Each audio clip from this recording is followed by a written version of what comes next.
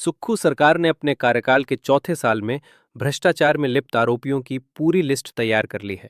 इसका खुलासा मुख्यमंत्री सुखविंदर सिंह सुक्खू ने नाचन दौरे के दौरान किया है। सीएम ने बताया कि भ्रष्टाचारियों को जेल भेजा जाएगा और जल्द ही इन भ्रष्टाचारियों की सूची जारी की जाएगी। भ्रष्टाचार में लगे इन व्यक्तियों को किसी भी सूरत में नहीं छोड़ा जाएगा और हर भ्रष्टाचारी जेल की हवा खाएगा।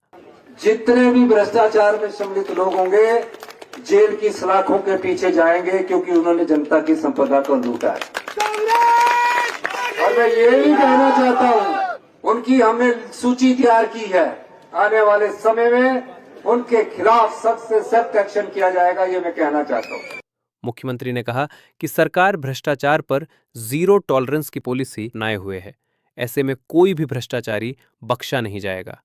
सीएम यही नहीं रुके और सीधे सीधे नशा तस्करी से बनाए घरों को तोड़ने का ऐलान भी कर दिया। सीएम ने कहा कि चिट्टे से कमाई करके बनाई संपत्तियों पर बुलडोजर चलाया जाएगा। इसमें अगर किसी का घर भी होगा तो बख्शा नहीं जाएगा।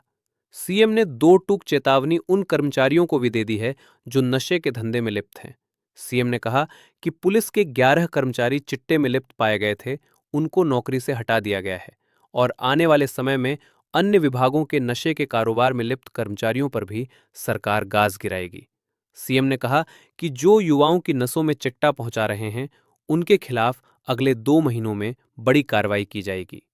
चिट्टे में जो भी सम्मिलित कर्मचारी पुलिस के थे, 11 को हमने बर्खास्त कर दिया है। आने वाले समय में जिसने हमारे युवा बच्चों के नसों में चिट्टा को शामिल किया और सरकारी कर्मचारी है, अगले 2 महीने में आप उनके खिलाफ कड़े से कड़ा एक्शन देखेंगे।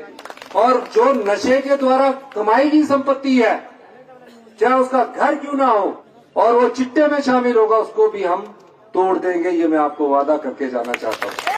मुख्यमंत्री ने आरोप लगाया कि हिमाचल में जयराम की भाजपा सरकार ने चुनावी लाभ लेने और वोट खरीदने को अपने शासनकाल के अंतिम चरण में 5,000 करोड़ की रेवड़ियां बांटी थीं। इन रेवड़ियों के बावजूद हिमाचल के मतदाताओं ने जयराम सरकार को सत्ता से बेदखल कर दिया था और कांग्रेस के साथ व्यवस्था परिवर्तन को चुना है। पिछली जो भारतीय जनता पार्टी की सरकार थी, उन्होंने बिना सोचे समझे 5,000 करोड़ रुपया जो जनता का पैसा था और चुनाव जीतने के लिए बांट दिया।